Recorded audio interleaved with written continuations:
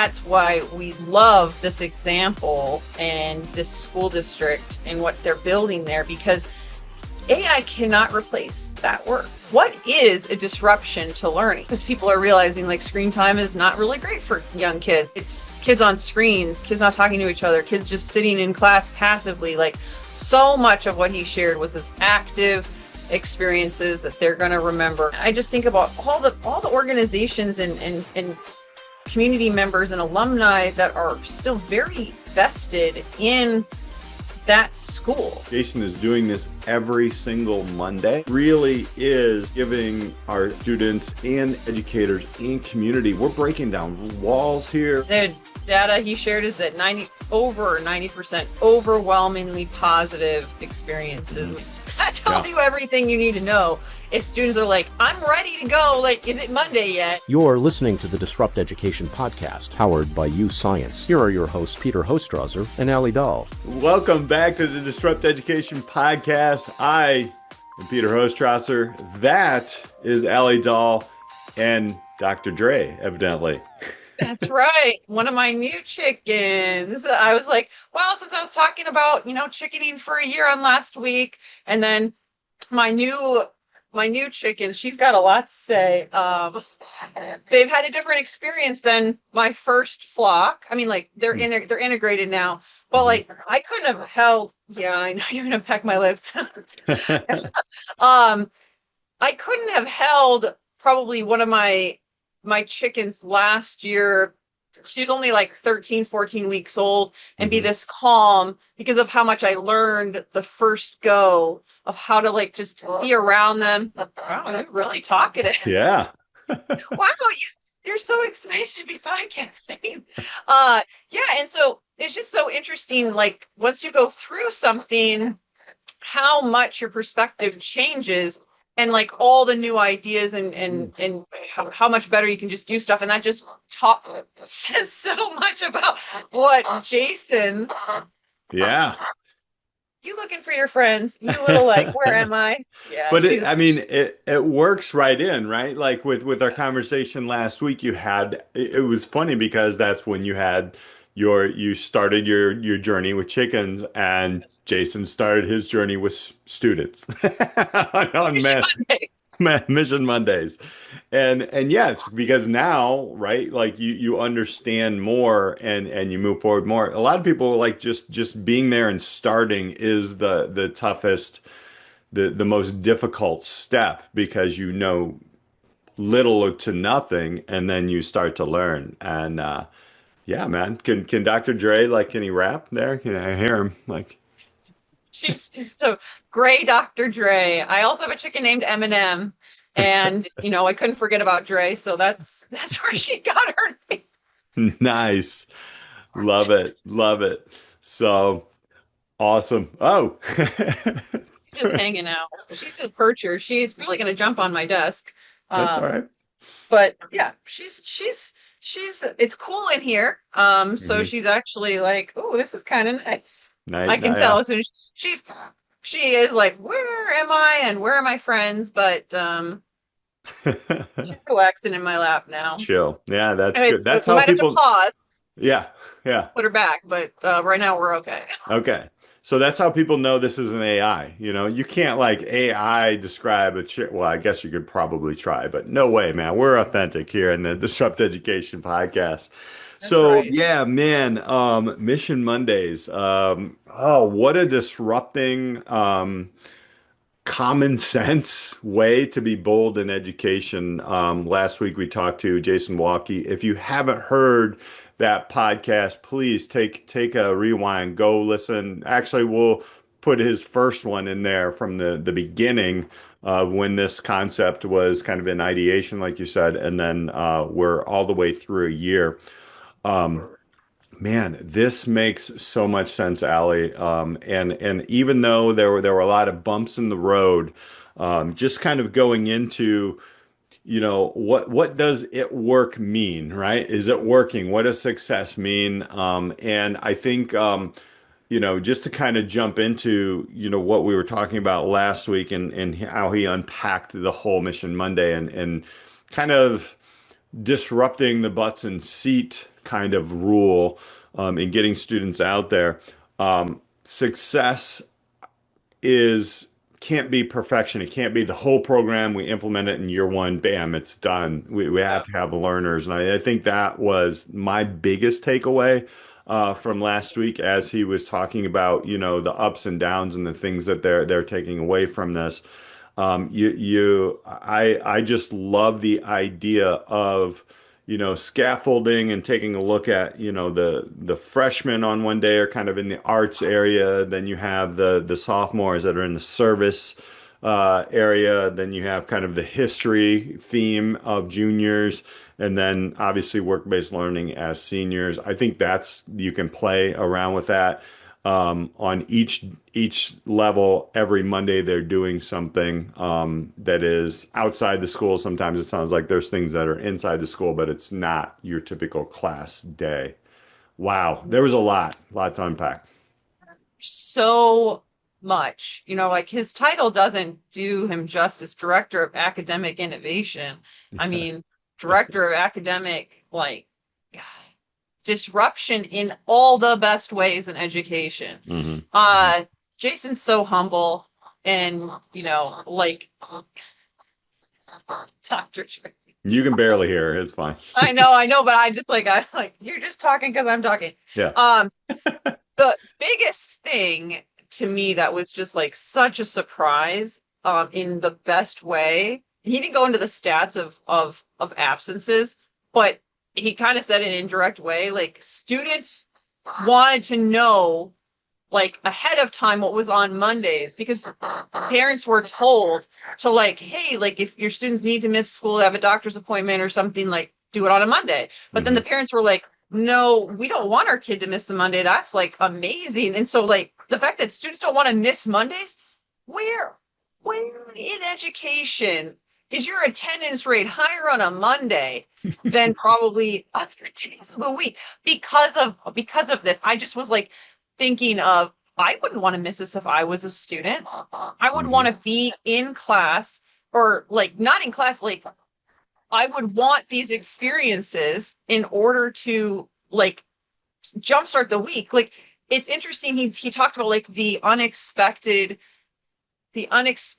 positives. And I totally get the Sunday scaries being completely evaporated. He probably had the most Sunday scaries because he's mapping all this stuff out for Mondays, but everyone else is ooh, what are we going to get to do? And, I don't have to worry about none of my homework's due. I have time to ask questions. So if I have a test on Tuesday, I have this dedicated time. There's all of your planning for the week is in a completely different way. Mm-hmm. And I think the best ways for educators and students, he said the same thing with educators, is that they felt like they had another day to lesson prep for the week. And it almost felt like a 3-day weekend. Man, there's nothing 3-day weekend about that Mission Monday, but in terms of the cadence of school, it's a complete reset every week. Mm-hmm. I mean, if anything, I would think if they could, and maybe they will at some point, they expand it into the other days, more of this model that's quote unquote non-traditional, and kind of bleeds into more and more of the work at their school. And because I know Jason, he's going to look at the data and he's going to make decisions that are best for kids, because that's what started this whole thing anyway. Mm-hmm. Yeah. I mean, we will say off camera, we asked a little bit about some standardized tests and different things like that. And while all of them have not come through, those numbers have increased on the kind of the national SAT, ACT kind of scores and different things like that. So there was increase there. He didn't have the AP scores and different things like that. Not that those are the most important things, but the reason I bring that up is because what I want educators to understand is we don't have to be the owner of all knowledge. Why not let your community help you teach your subjects? One of the biggest things, and we asked what were some of the pushback of what did educators learn, and what were some of the pushback? Because I think a lot of times when innovative pieces go in, people will give pushback. Oh, we tried this before, blah, blah, blah, or whatever. But one of the biggest pushbacks that I always hear is, I have to get through my content. I'm sorry, I hate that line, because why not have your community help you teach the content when they're not in the class? I mean, it goes so much faster. They were ahead of time. They only added 10 minutes to this school day on the other days. And he did mention, yeah, that the teachers and even the students were happier, right? It's because you take less pressure off yourself as an educator, as a teacher, and now you become more of the mentor or the navigator, but you're not always the person that is giving the information. You technology, we've and this is why we kind of went into that technology conversation, is because we've kind of pushed that over there and let technology do that. And kids really don't want that. They really don't want to sit and watch like a screen all day long and just absorb information, right? It can be done in small bits and pieces. I get that. But they don't really want that. But we have used that as educators as a crutch. We're like, just do that. But like I said, as a business educator, I like, having a finance person come in or a bank come in and talk about these things is going to have so much more legitimacy than you. And he talked a little bit about that on the first podcast too. I don't know if you remember, he was talking about the banks coming in, or the banker coming in and talking about, how do you open up an account? How do you take out a loan? What is credit cards and all these different things? And it makes so much sense. And what I like to see and hear was, how they were going deeper into history as their juniors. Oh my gosh, like if you're going to learn about the history of a town, or the Underground Railroad, which was very, very there was a lot of those stops in southern Indiana where he's at. It's right there, and you're gonna forget a textbook writing a paragraph on it. You're not going to forget if you're staring down like into a cellar where it actually, the Underground Railroad was happening. And I think that is so important for us as educators to get out of our own way. And he just totally reminded us of, what, yes, there are outcomes, there are things that we need to do, but I mean, students learn in experiences, and the devices and different things that we're trying to figure out and personalize really are these conversations that these students are having in social networks, and they become kind of, again, it's a small school, but these students, like you said, are coming together and kind of becoming a team of maybe juniors or seniors, and going out on these and experiencing these things as a group, and then they have something to discuss as well. There's so many wins here. Shared experiences are such a game changer. I mean, he said the difference between school and education to him is that these experiences brought kids to life. When he said that, I was like, I love the, Dr. Dre is just chatting up, man. He's got something to say. she has a lot to say. It brought them to life, like you. There's more community. He kept saying like, oh, the kids have more community. They have, more to share, because when you have a shared experience, and I'm not talking about a test, when you have a shared experience, you have so much more to talk with. I mean, like when I take people skydiving, we'll forever have that shared experience. Mm-hmm. They'll never forget, that experience. Just like what you're saying, like if you go and see the Underground Railroad, or you go see an Auschwitz, like in context with your history, like that's going to stick so much more than reading about it. And the local community and the local history and everything that you can do with just setting aside a day. Like, I think one of the misconceptions people have is like, oh, you have to fill this time and it's not going to like bleed into anything that you're doing Tuesday through Friday. And like, he's finding all these ways to integrate so much and get kids extra credit, it sounds like, or just credits based on Mission Monday, which is the real life skills anyway. And like all of those kids are experiencing those things together. And that is going to stick with them far beyond. I guarantee you 20 years from now, that's what they'll remember from high school.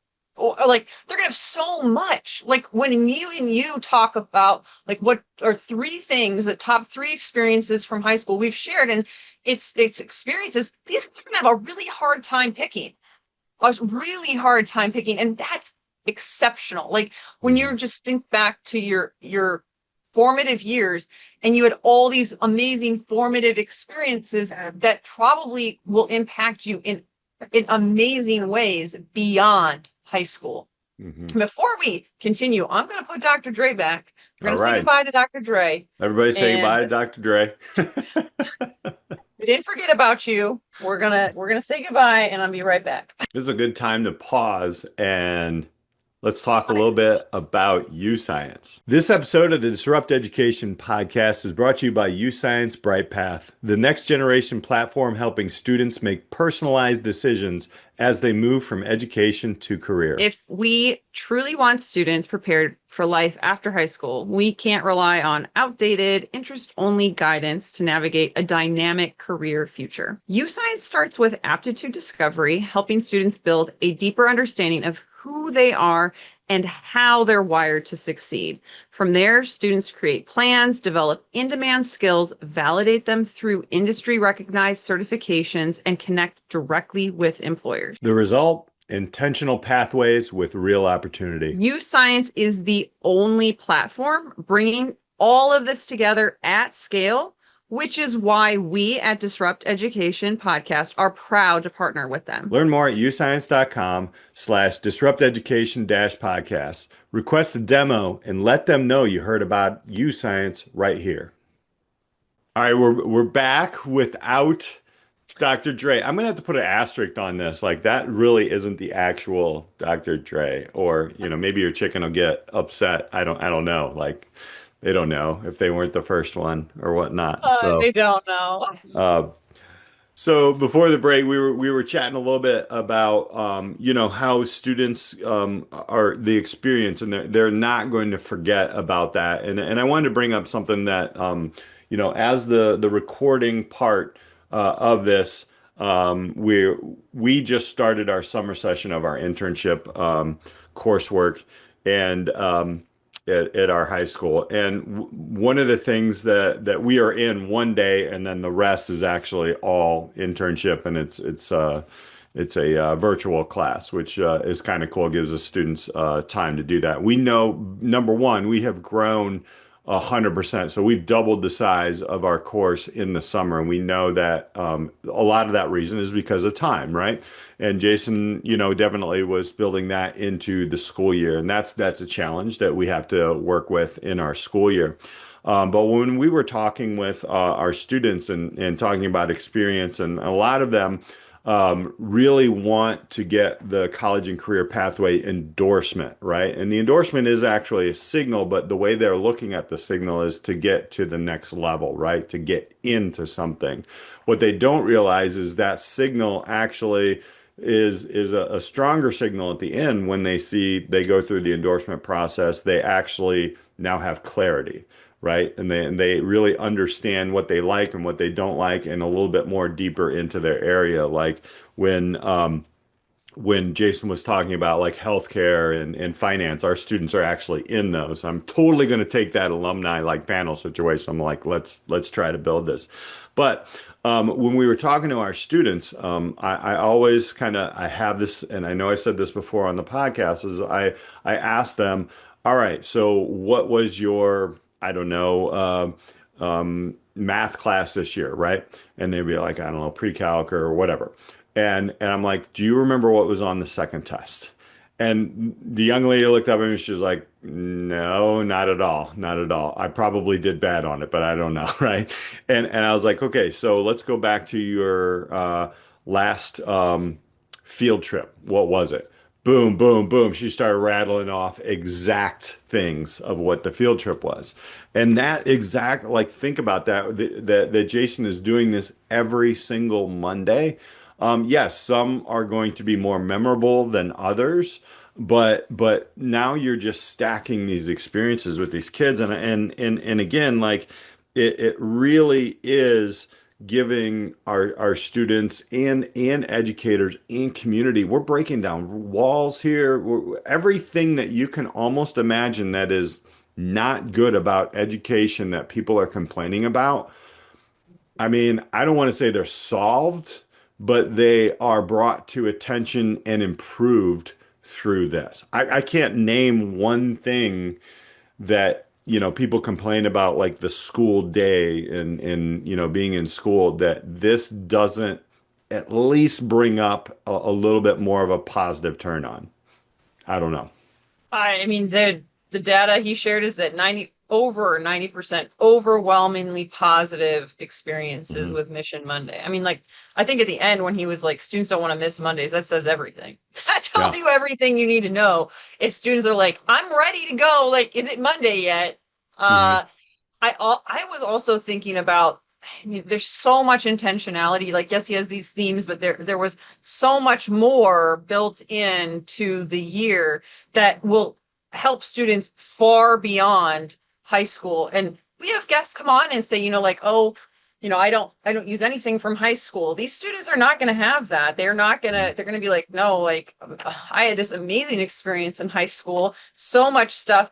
And right, when I think about you know, use science and understanding your interests and aptitudes. With Jason, it sounds like, he's doing that through experiences, which is taking it Hmm. to the next level. I mean, you pair that with data behind it, Yeah. and you have a match made in heaven in terms of like he has juniors doing 7 weeks of learning about careers on Mission Mondays.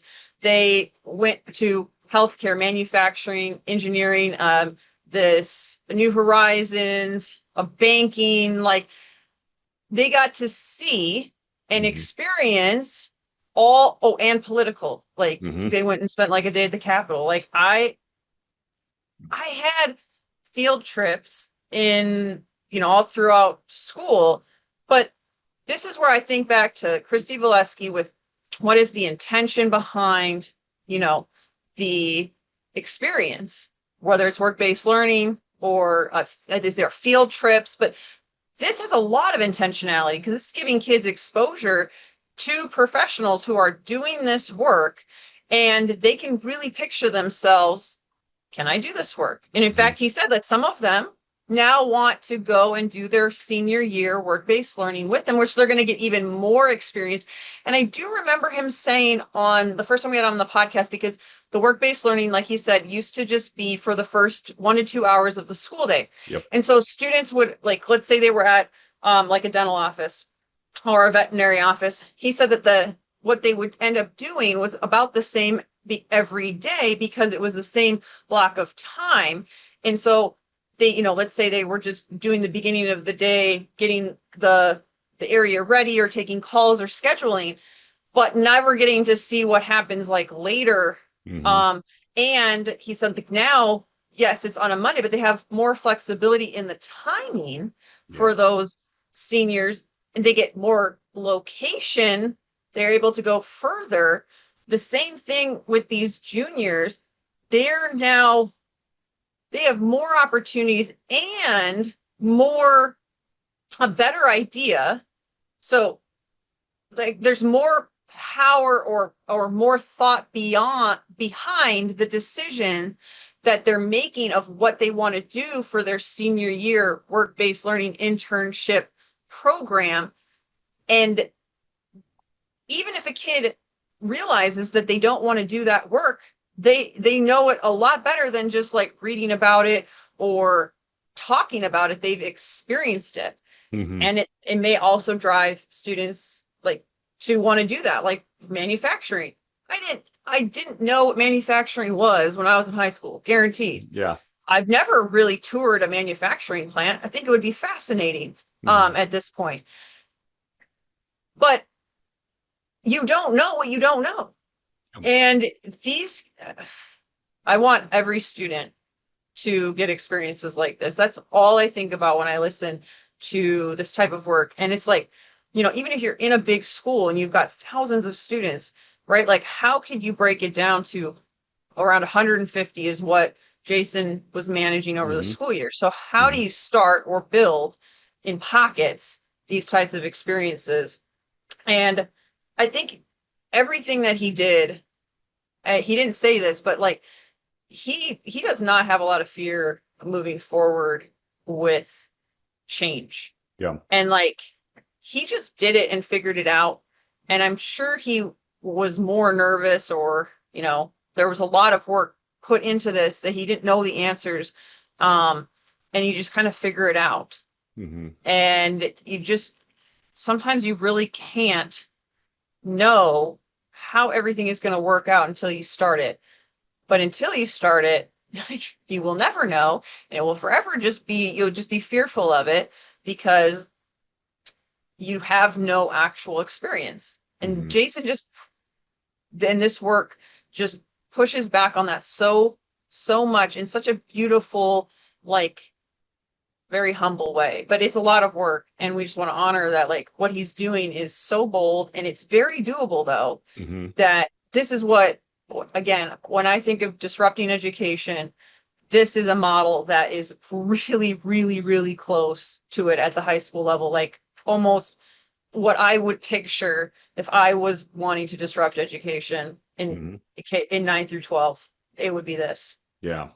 Yeah, I agree. I think it's interesting because I mean technically he did start small with his work-based learning, right? In the internship program, as he came into that. And I think that one of the things that would be, even as I think about how to build onto this, or how do I bring this into my experiences in our school organization, our unit, our district. And I think that's what I want. I want a lot of our listeners to start thinking about is, okay, so all right, if we wanted a piece of this, how would we do this? And we're doing this sort of with the internship program. But I see like this is even more powerful if we had a whole day for our students. And then like, what does this look like for curriculum? What does this look like for a lot of these different things? And the other thing is, especially for the student, can you imagine taking science and then taking not only their interests, but now their aptitudes, and then individualizing this? This is where I see this going. And this is year one, right? And everybody goes here, or everybody does this, but then you kind of adapt that to that. And I just see more, well, how do we make this even better? Like, how do we make this with student choice? Your aptitudes are here, so we're going to go there. I think that's important because if you understand those, it goes back to what Jason Van Nuss says, the other Jason we call him, that basically, like, if you had choice in this, my first thought was, okay, let's give kids three choices as let's go into maybe their history of their junior year, right? So you give them three choices. You can go A, B, or C. Well, what are they going to do, right? I know what I would do. I'm like, oh, there's a girl I want to date. I'm going to go, where is she picking? Or all my buddies are going there, or whatever. That's a total Jason Van Nuss line. But that's where I would do that. But if you're like, okay, your aptitudes are here, these are these are the rank. You're number one here, number two, number three is over here. And now you're now being more intent on that. And now the students will understand and build even more clarity. I just think this is such the foundation to a model that is going to explode in amazing ways. And that's the way I see what, like you said, Jason taking that risk. And kudos to the entire school district and community, because that's hard. And I don't want to talk down to teachers all the time, but sometimes we don't want to take risks. We get very comfortable in things. And again, like, we've always done it this way, or I started this podcast about complaining a little bit about, oh, well, I got to get through my curriculum. Well, your curriculum is for life. it's life, it's experiences as well. And just look at your curriculum in a different way. And kudos to the teachers, because I know they're just going to be uncomfortable people, that this thing is not going to work perfect. And it's got so many pieces there to where the students are staying active. Like you said, they're coming in on a Monday. They don't want to miss these days. Yeah, we never asked them about, like, the overall attendance and different things like that, but I would just love to see how this is really everything we've been talking about over the last year, Allie, is pulling together community and having them help be part of the educational system. And that's, I mean, I don't know where to go from this to other than, like, let's see how we can be more and more intentional for students and community members to come in. And again, folks, and I hear it all the time at a lot of the big conferences that I'm at, where, yeah, but we're rural. This is rural. It's just so small, but still, I mean, you're reaching out to University of Cincinnati, he was saying. You're reaching out to the state capitol. You're going through all these different things. And yeah, is it scalable? Well, right now it is. Let's keep trying. And I think that's where people are like, well, in a year or so, can we actually do this? We have 2,000 students, XYZ. Like I said, start small, start small. It's so encouraging, though. It's so encouraging to hear this story. This is an episode we would just ask our listeners, like, to share. This is an episode last week with Jason Walke. This week, I think when we think about bold for 2026, this is going to be right in the middle of the year. And it was an episode we had been waiting to have until after the school year. So this was like on our radar since we came up with the bold theme. Like, we were like, we will have Jason Walke. We will hear about Mission Mondays. And because we knew how impactful it was going to be before, when we heard of it, like dropped it, like, casually at the end of the podcast, like, sure, we're just dropping Mondays and we're going to move everything to that day. And originally, it was to put all of the disruption, so to speak. I'm like, I don't really like that word. Now that I'm thinking about it in terms of the context of what drove the initial, okay, so we have all these field trips, or, he called them school disruptions in the schedule, things that just came up that would cut down on quote unquote instructional time, which is what teachers just generally dislike the most. And we're like, okay, fine. We're just going to move it all to Mondays, and we're going to have this mission focused. I don't think those things are disruptions. In fact, I'm thinking all of that is the actual learning that can then filter into what the state and federal levels want for standards. I know that's where he's moving with all of this, because they're going to rearrange when they go on certain experiences to line up with the curriculum. Well, right? The experience is the curriculum. The experience is the learning. They're not disruptions. They are the core. And that's where somewhere along the line, we thought that putting kids in seats and moving them around bell to bell was the best learning model. And this just blows that up completely and is no, everything else is disrupting this. Yeah. That's what I was thinking about. I know that's what drove it, but if you reframe, what is a disruption to learning? I don't think you can say this experiential field trip that's going to actually anchor their learning for whatever is in the classroom is the disruption. I don't think so. It's not. And so that mindset alone, that shift there, I think frees people. It can free educators. It can free leaders admin and be like, let's really think about what is disrupting students' learning. It's probably more their devices, and those are getting um they're being reduced, like, right, because people are realizing like screen time is not really great for young kids. And so, right, like, so what is actually moving the learning forward? And I don't think it's going to be kids getting out of the building. It's kids on screens, kids not talking to each other, kids just sitting in class passively. Like, so much of what he shared was this active experiences that they're going to remember. And yeah, some of it was like, oh, we had guest speakers. Yeah. Well, all I know is that if it's a decent guest speaker, my students were way more alive, brought to life, so to speak, than like whatever the lecture was on a Tuesday. Yeah.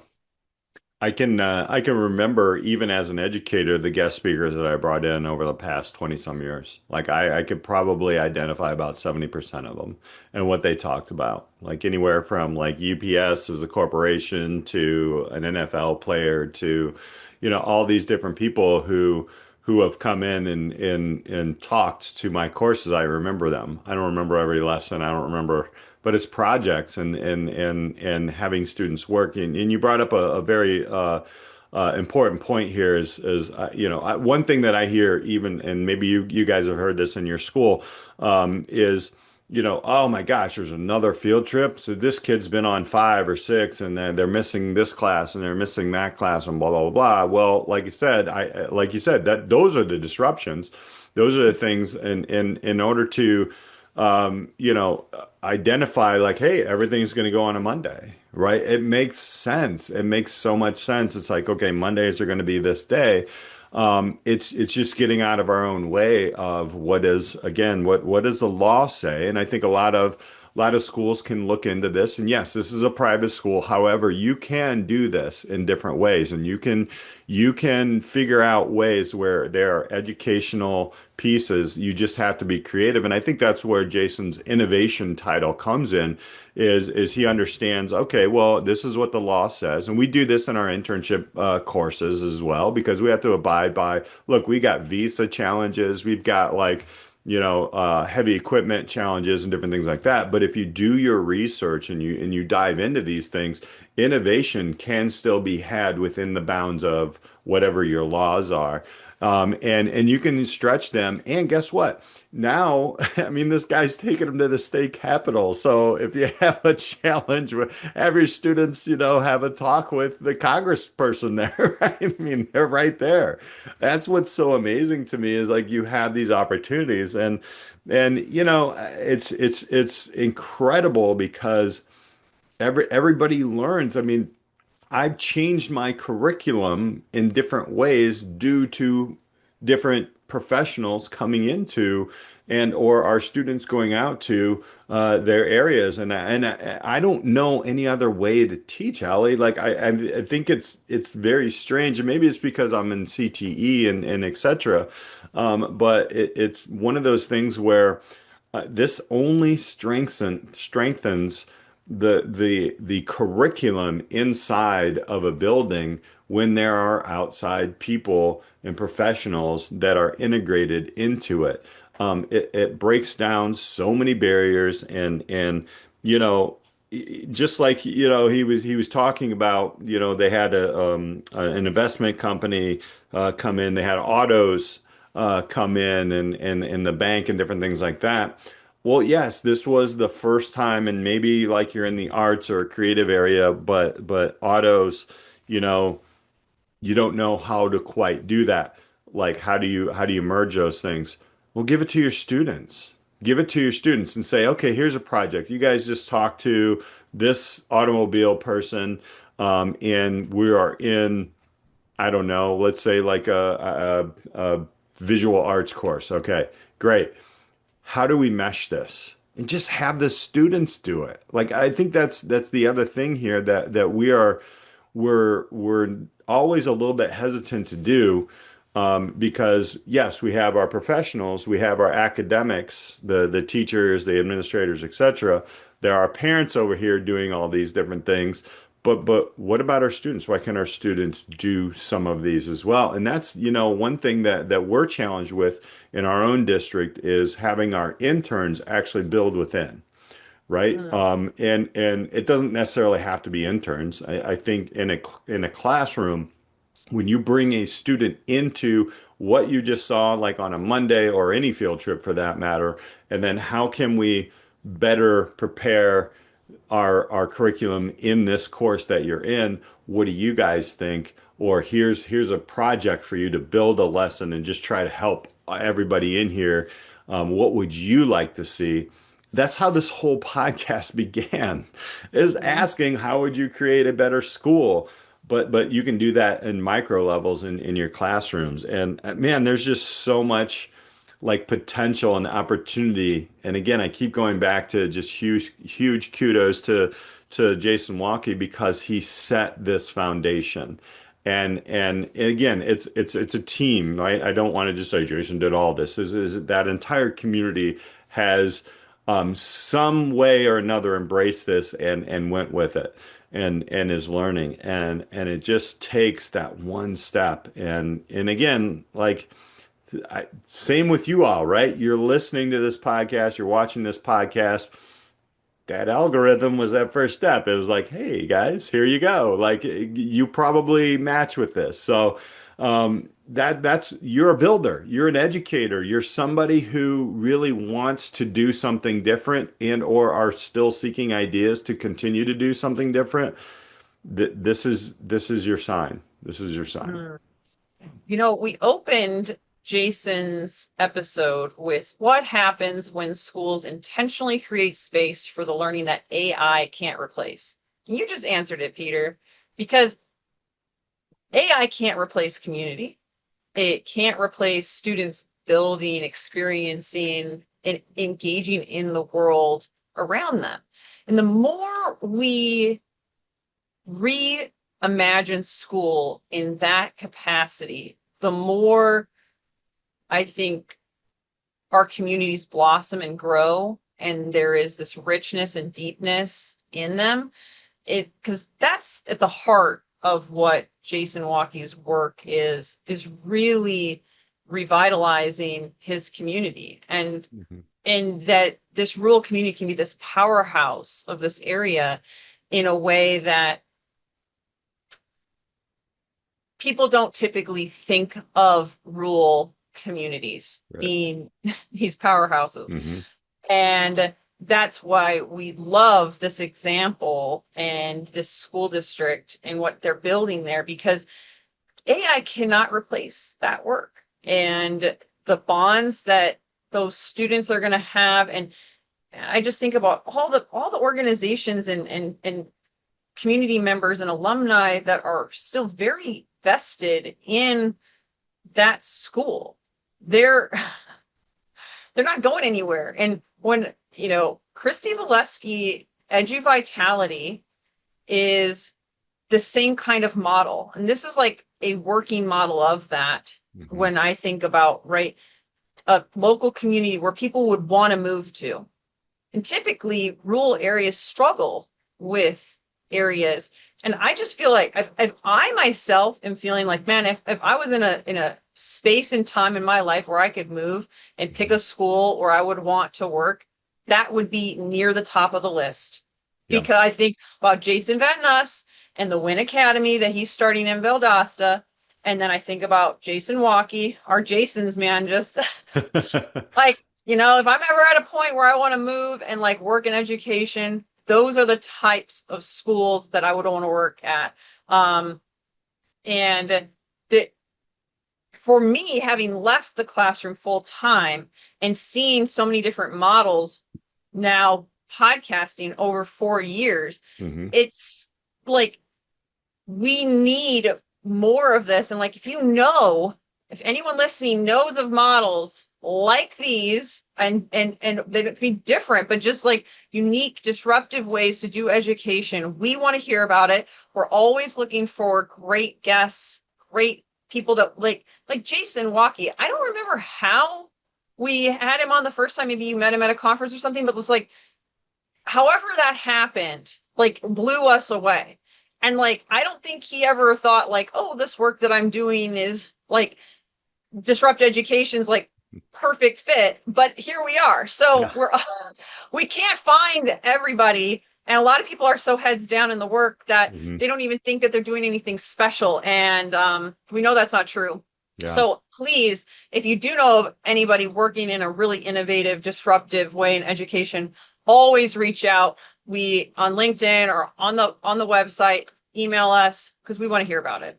Absolutely. It was LinkedIn. I remember Okay. there was a post about it, and I think it kind of came through my network. A big shout out to Don Wettrick, who's amazing over there in Indiana, doing some amazing things. So yeah, it's networking and building these things, and that's what we're trying to bring to you. And again, you're in the right place at the right time. The algorithm's bringing you here. So that's as far as AI can go. And now you talk to real people and chickens and Dr. Dre. And no, yeah. To round it out, I mean, this really has been an episode of being bold, taking risks. We have had a conversation with Jeremy Smith and Jason Van Nuss and Christy about what makes a great school. This is a great school that Jason Walke is doing. I would move my family Yes. to, if I had a younger family, to an area like this. And like you said, Allie, I would, if I was an educator getting into education and I was getting into it because I don't want to be comfortable, I want to grow and make a Yep. difference. This would be a school that I would look at seriously. And again, I think this is the future of education. This is being bold. This is what disrupting the traditional outdated methods in education looks like. So you're in the right place, folks. Please don't forget to reach out to us at disrupteducationpodcast.com. There's all different kinds of stuff there. You can connect with us on LinkedIn. And if you're hearing this one, like Ali said, share it out because this was the one we've been waiting for a while to see that whole year. We got more coming up in our series coming up. A little bit later, some things that we'll announce a little bit later. But want to thank everybody for hanging out with us. Want to thank again UScience for helping us power this thing, and check them out. And we'll see you next week on the Disrupt Education podcast. So for Alli Dahl, I'm Peter Hostrawser. We appreciate you guys listening. Thanks for tuning in to the Disrupt Education podcast. If this episode sparked an idea, challenged your thinking, or helped you see education differently, well, that's exactly why we're here. We're highlighting real stories and bold ideas shaping the future of learning. A quick thank you to our sponsor, UScience BrightPath, the next generation platform helping students make personalized decisions as they move from education to career. If you're serious about connecting students to real opportunity, head to uScience.com/disrupteducation-podcast. Request a demo and let them know you heard about UScience right here on the Disrupt Education podcast. For more episodes and clips and ways to connect, you can always visit disrupteducationpodcast.com. I'm Peter Hostrawser. Keep disrupting. We'll see you next time on the podcast.